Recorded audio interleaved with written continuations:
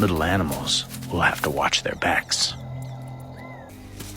Monsters patrol this desert too. Gila monsters. Nesting on open ground, rather than in cactus, is risky.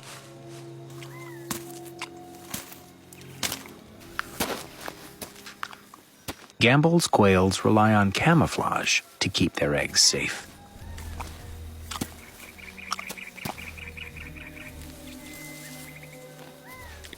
But a Gila monster hunts by smell, sampling the air with its tongue.